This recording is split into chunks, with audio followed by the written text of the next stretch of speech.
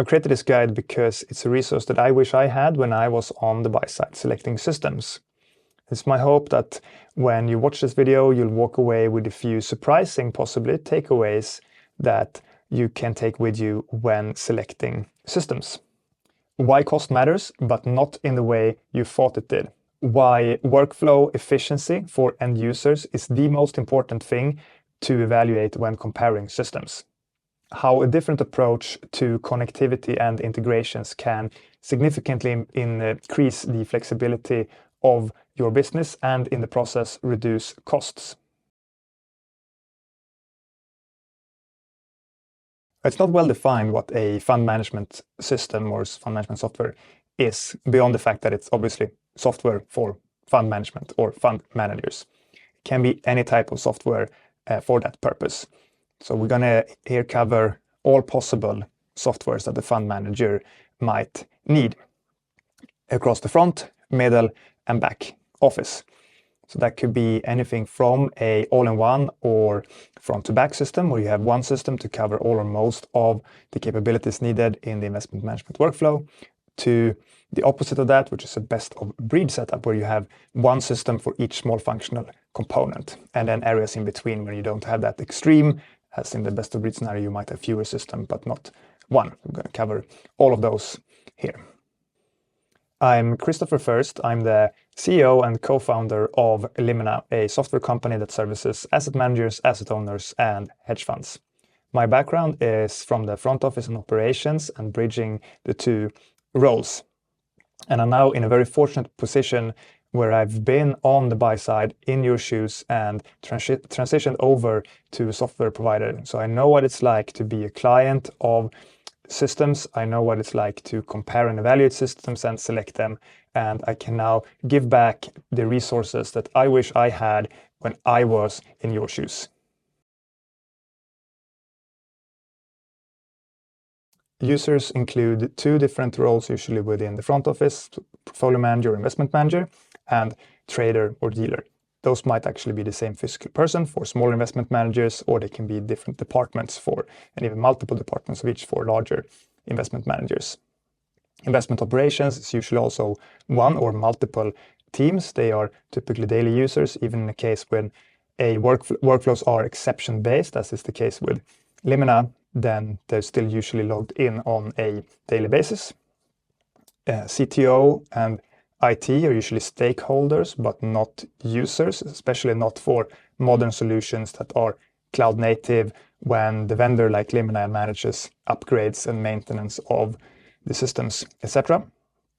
Compliance are stakeholders. They are part of setting up compliance rules, but then once set up, they usually don't log in on a daily basis because it's notification driven. So they log in when needed, which hopefully doesn't happen a lot. Often similar with risk, they set up what kind of reports they need if risk is part of the solution, and then they get those reports delivered and often aren't logging in and fiddling around in the system on a daily basis. There are three functional capabilities of a portfolio management system. The first one is monitoring portfolios. That is in the form of a pivot table where you group on what you want and you select the columns that you want: exposures, yield, duration, committed capital, etc. It could also be in the form of visualizations like dashboard widgets, etc. The second is simulating changes to portfolios. So what happens if we reallocate assets in a certain way, for example. And the third is actually making changes to the portfolio. So entering orders, rebalancing, having a leader-follower recalibration, etc. And Limina is really, really strong on all of these three. We have the best position and cash engine, which is an IBOR generation free. And that means you can simulate any change into the future, not just cash, but exposures. And you can see that on a very sophisticated and detailed level, which is specifically useful if you invest in private markets, if you have fund of funds, or even if you have a discrepancy between the settlement days on listed instruments. It's worth also to note that the portfolio management system is usually a cross-asset system, so all assets within the same solution. And the reason is that when you make these changes, you're usually affecting cash and it doesn't make sense to make changes to subpart of the portfolio without seeing cash, which is extremely important to keep low, so you don't have a cash buffer, but also not get an overdraft. Depending on the system landscape, the order management system has up to 4 functional capabilities within it. The first one is order raising workflows, so entering orders, rebalancing against a model portfolio, leader-follower setup, etc., which is also functionality that is in scope for a portfolio management system. So there's an overlap between those two systems there. The second one is connectivity to execution systems, EMSs, directly to brokers, and to outsourced trading providers. The third one is pre-trade compliance, which is very commonly part of an order management system, but could theoretically be a separate system. And the fourth is transaction management, allocations, matching, even SSIs, sending trade files, etc. The uniqueness with Limina when it comes to the OMS is the efficiency of workflows.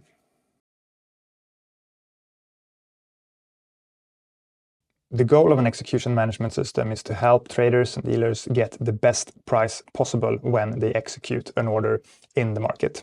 The EMS usually has very deep market data connectivity, usually have very specialized workflows depending on asset class, IOIs, etc.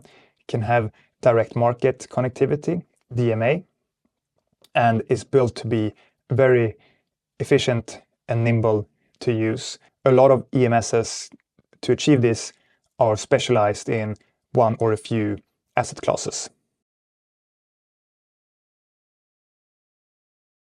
Pre-trade compliance and intraday checks on price movements, etc., are actionable for your investment team. If you have a breach, you can make changes and you can actually remedy the breach in one way or another.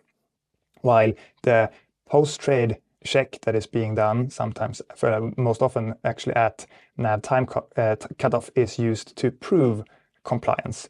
But you can't really do anything about it. So if you have a post-trade breach when it's time to set the NAV, then it's not actionable. You can't do anything to help the situation. You're breached, and yeah, that's it. So that's more a proof mechanism, while the pre-trade compliance and intraday checks are actionable for your investment team to do something about. To that end, it's very important that pre-trade and intraday checks are built into workflows in an efficient way for the portfolio managers.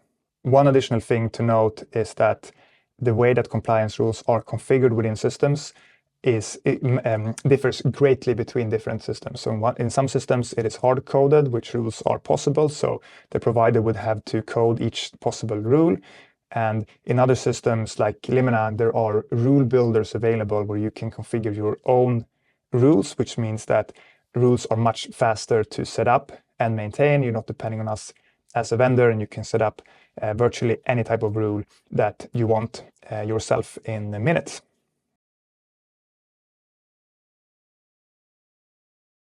Risk covers scenario and stress testing. Scenarios being simulating what happens with the portfolio if, for example, the VIX index changes, interest rates increase, etc., either in isolation or in correlation with each other. Scenarios are what would happen to my portfolio in a historical actual scenario like the Lehman crash, the COVID pandemic, etc. So the main difference is that the stress tests are hypothetical scenarios, while the scenarios are actual historical scenarios being run on your portfolios.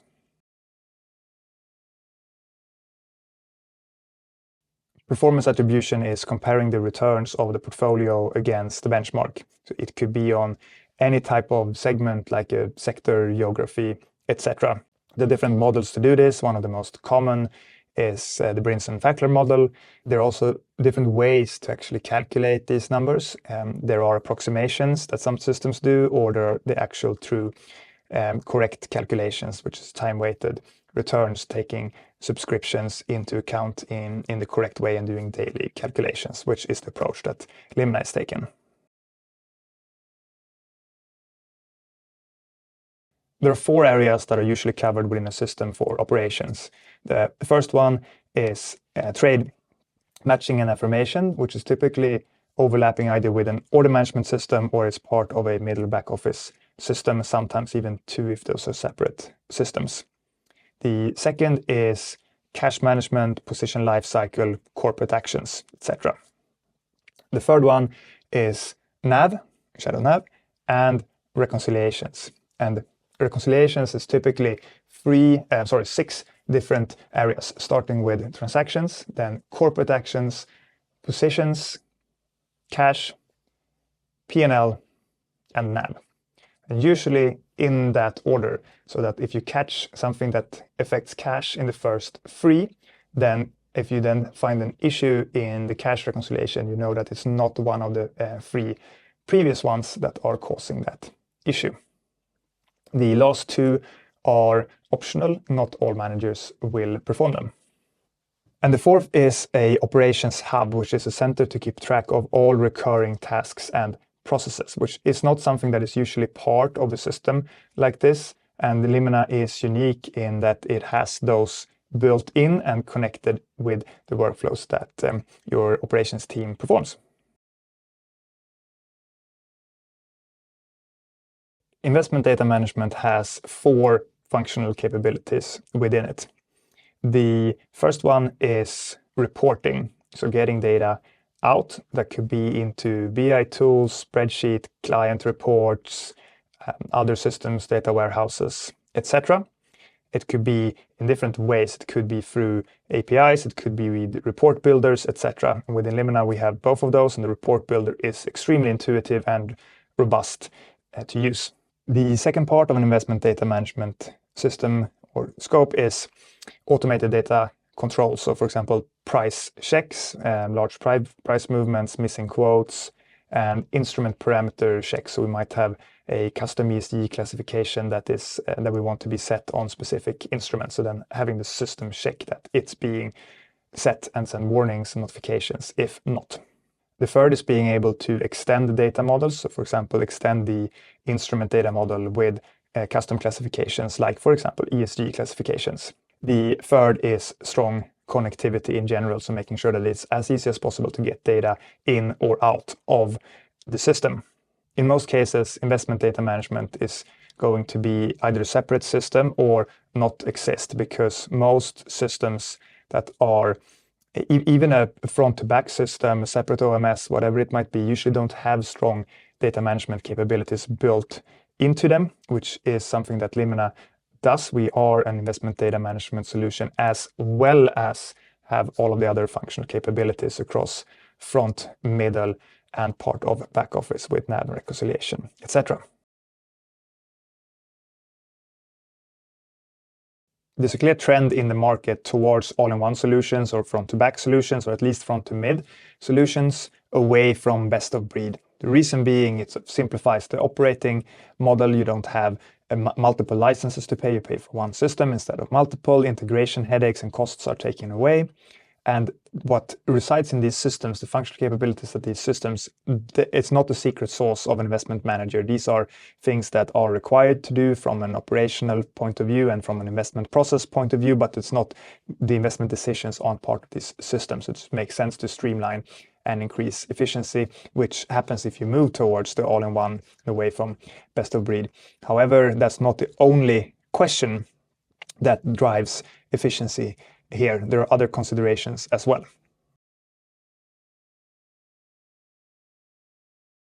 The core of any system is the engine that calculates position and cash. So any system that has position and cash in it has an engine that calculates positions and cash, and that is called an investment book of record. And there are three types of investment book of record. Number one is called the flush and fill, which isn't even really a book of record. It basically takes the positions and cash in the morning, start of day positions and cash from an accounting system or another provider, and then makes adjustments intraday and then throws it away. So it's incredibly hard to do projections into the future and things like that, because what has been adjusted, what hasn't, etc. The second generation is called the rolling balance. It takes yesterday's NAV and applies today's changes on top of it. So it sort of can stand on its own feet. It's not depending on a start of day load from another system. However, it still is reliant on it. Has just one time series, so it's still making adjustments, etc. Third one is called a live extract IBOR, and it creates the position and cash view on the fly from all records that affect position and cash historically, today, and into the future. And having a system with a third generation IBOR means that you can very easily simulate any changes into the future. You can have portfolio managers, front office team members that are simulating things, even planning things that are weeks or months out that doesn't affect reconciliations and other operational processes at all. They're sort of completely separated within the system. Limina is a third generation IBOR, and all functional capabilities in the system leverages that engine, and it can be managed internally or be fed from external middle and back office outsourcing providers. It doesn't matter, both are possible, and the full value of that engine is delivered to the front office.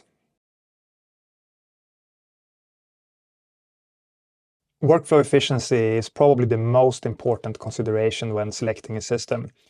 And this isn't caught in any functional mapping. So if you look at feature lists, do you have this yes, no type of questions, you're not going to catch the efficiency of the workflows. At Limina, we've seen up to, well, actually a little bit more than 50% of the entire time that the operations team is spending on their workflows being saved by changing to our system. That's not a one-off. We have multiple other examples with the same ballpark number. So the difference between one system and another can be at least 2x on the staffing requirement side, which then is even more than the cost of the system.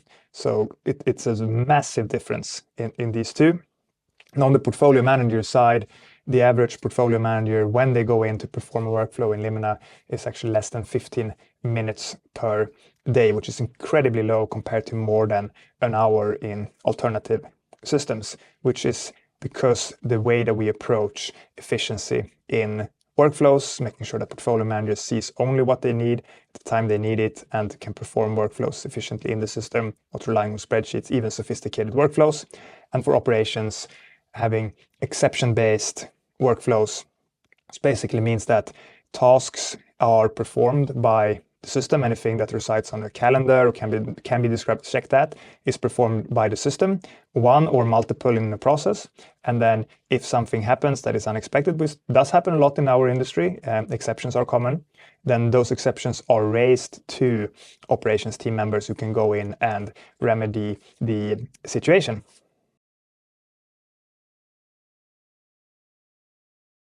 Another important consideration when selecting a system is the ease of getting data in or out of the system. Most systems have what's called managed connectivity, which is when the vendor builds a connection and manages that on your behalf, which is a model that works very well for connectivity to execution systems, to brokers, and to market data providers, for example. But it works less well for connectivity to reporting platforms from custodians and, for example, administrators. Limina has taken a different approach here, where we have developed a import and export application, which is a user configurable tool that requires no code and no technical expertise, where users can build and maintain their own connections within minutes very easily in the system. And these connections are then monitored through dashboards and notifications. If something goes wrong, data is validated that is going in or coming out. And for example, if a file is delayed, you get that notification or you can see it in a dashboard immediately.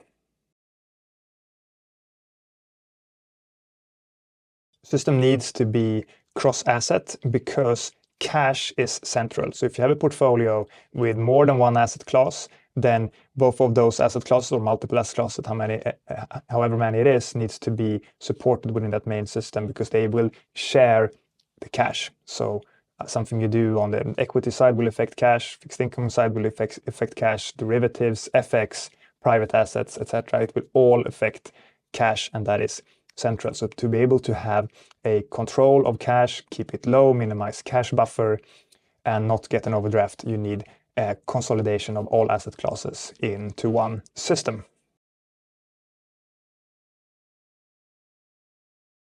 It's important to consider buying a modern solution that has no IT footprint and no upgrades that you need to manage or test as a client. So cloud-native solution with managed updates. And regardless of your size, if you're a small hedge fund with 100 million in assets, or if you're a large international asset manager with tens or hundreds of billions, there are solutions, cloud-native, available to support you. And the other part that's important of a modern solution is the user experience and user interface. We asked potential clients and end users to rate how intuitive and how easy do you think the Limina system would be to use when you've seen sort of demos and based on your experience with other systems. And the rating we got was not terrible, but people guessed 5 on average, a little bit more out of 10. And when we then measured actual clients, exactly the same questions, when the users have been using the system for a while, the answer we got was 8.8 on average out of 10. So the difference there is massive. And I think it's a good idea to ask your potential providers if they can share these ratings. They might not have the comparison before, after usage, but at least they should be able to provide the satisfaction score of end users that are using the system. It's incredibly important to choose a system with costs that you understand, control, so no hidden fees, and also where there are no unnecessary fees. And by unnecessary fees, I definitely mean IT-related maintenance upgrades. There are other potentially unnecessary fees, like fees for integrating to custodian or fund administrator, because those types of integrations should be very straightforward and even configurable within the system, which is the case of Limina, so you don't incur any fees for those integrations. Another important consideration when it comes to pricing is to choose a vendor that is transparent with their pricing, ideally even publishing it on the website. And the reason why is that you want to know what the system costs before you spend time with the sales team, because you might not even know if this is in the ballpark of your budget and things like this. The vendor knows what their system costs, so why would they not tell you? So the providers that do, it's a clear signal that they value a partnership with you as a client. They put your needs, your wishes ahead of their own concerns around competitive intel and things like this that comes with the fears of publishing prices on their website. Limina's pricing is available online. You can go to our website and you'll find the pricing link which shows actual numbers. You can even get your own pricing quote there. One of the most difficult questions I get is, what is Limina IMS? And the way I usually answer it is a all-in-one or front-to-nav solution. Functional coverage is very broad, combined with automation capabilities. This is delivered on top of a generation-free investment book of record or a live extract book of record, so you can simulate position and cash into the future, current, and historical. And finally, it's a system with incredibly strong user experience and super efficient workflows powered by exception-based workflows. Before using Limina, clients have manual processes, some that they might not even be aware are possible to remove. They might not even think about them as manual processes, managing data in Excel, for example. They are sometimes unsure if they can trust the data that they see. Again, they might not even know that, but they realize afterwards that, all right, I couldn't see these states in the front office, these simulations, these future scenarios on the portfolio. They found it sometimes difficult to scale, and they had high key person risk, which again, they might not even appreciate before the exception-based workflows come into play. After Limina, automation level is very high, again, powered by exception-based workflows. The source of truth is one single source of truth. So even if Limina doesn't generate all non-trading activities, for example, we represent all of them and we give them to the front office users and operations to check and control. They have a very scalable operating model in place that can scale to any asset class, any size of manager up and down. And finally, key person risk is significantly reduced through the exception-based workflows and the operations hub, where all processes are centrally controlled and monitored.